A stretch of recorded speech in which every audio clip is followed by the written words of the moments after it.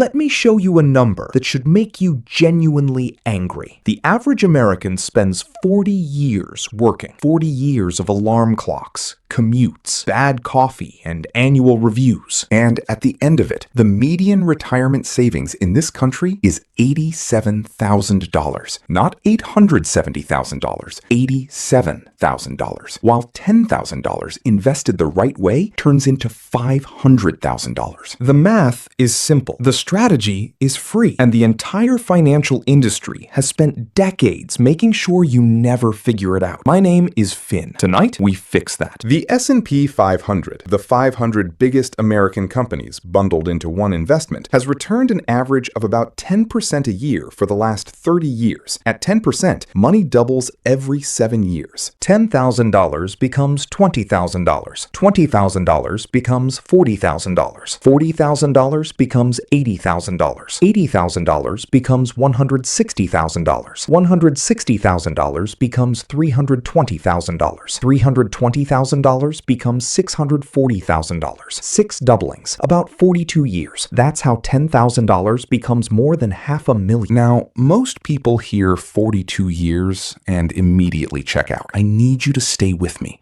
because what I'm about to show you changes that number dramatically. Marcus is 31. He works in logistics in Charlotte, North Carolina, makes $54,000 a year. He's not wealthy. He drives a 2017 Ford Focus with 94,000 miles on it. 3 years ago, Marcus scraped together $10,000, tax refunds, birthday money, skipping vacations. He opened a brokerage account, put it in a total market index fund, then set up $350 a month automatic payment. He didn't watch the market. He didn't check the news. He didn't move anything when things got scary. He just let it run. We'll come back to Marcus. Here are exactly 3 inputs that determine your outcome. Input 1, your starting amount. Input 2, your monthly contributions. Input 3, time. That's it. 3 inputs.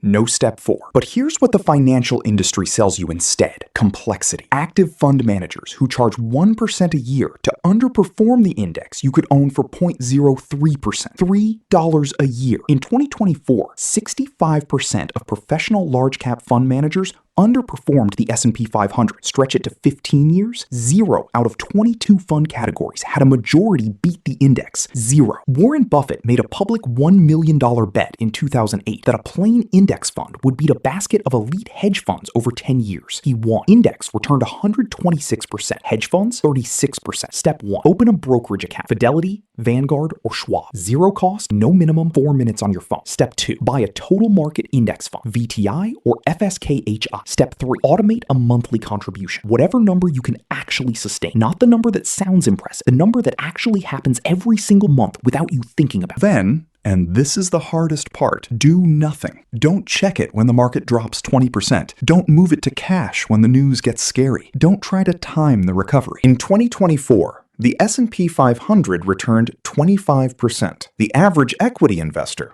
earned 16.5%, an 8.5 percentage point gap, not from picking wrong stocks, but from making emotional decisions at the wrong moments. If you invested in the S&P 500 for 30 years and missed only the 10 best single days, 10 days out of 10,950, your returns would be cut roughly in half. 76% of those best days happened during a bear market or the first 2 months of a recovery. The days that make you wealthy happen exactly when everyone is convinced the world is ending. Now, the variable that matters more than your return rate, more than market timing, more than anything else, your monthly contribution. This is what the industry buries because there's no fee attached to saving more. $10,000 plus $200 a month at 8% for 30 years, $399,000. Bump to $500 a month, $846,000. Bump to $1,000 a month, $1.6 million. 3 numbers, 1 decision. Going from $200 to $500 a month, that's $300 extra. A streaming service and 2 fewer takeout orders a week. That single adjustment adds $447,000 to your outcome. Somewhere around year 9 or 10, something mathematically flips. Marcus's portfolio will earn more in a single year from compounding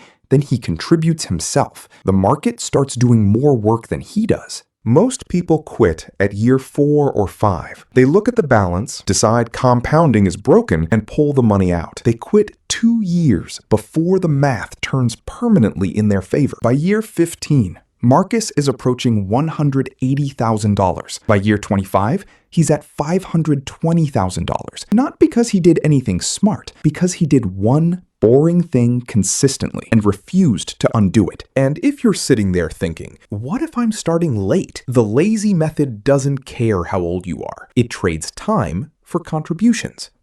Watch this. At 45, with 20 years, $10,000 plus $1,000 a month, $635,000. At 50, with 15 years, $1,500 a month, $565,000. The math still works. Always. Ronald Reed was a gas station attendant for 25 years, then a janitor at JCPenney for 17 more. He drove a used car. He wore a flannel coat held together with safety pins. When Ronald Reed died in 2014 at age 92, his estate was worth $8 million. He left $4.8 million to the local hospital, $1.2 million to the public library. He didn't pick hot stocks. He bought boring dividend companies. Procter & Gamble, Johnson & Johnson, Colgate. Held them for decades. Reinvested every dividend. Never sold. 60 years of doing nothing exciting. The reason this works is also the reason most people never do it. It requires you to be boring in a world that rewards noise. To do nothing when everything screams to act. The financial industry cannot profit from you doing nothing. There is no commission on automating an index fund, no fee for sitting still, no upsell on patience, so they built an entire system to keep you busy. Open the account this week. Buy the index fund. Automate the contribution, then close the app and go live your life. $10,000 monthly contributions. Drop a comment telling me one thing you're going to do differently with money this week. I read every single one. Subscribe. New video every week. No fluff, just the math they forgot to teach you.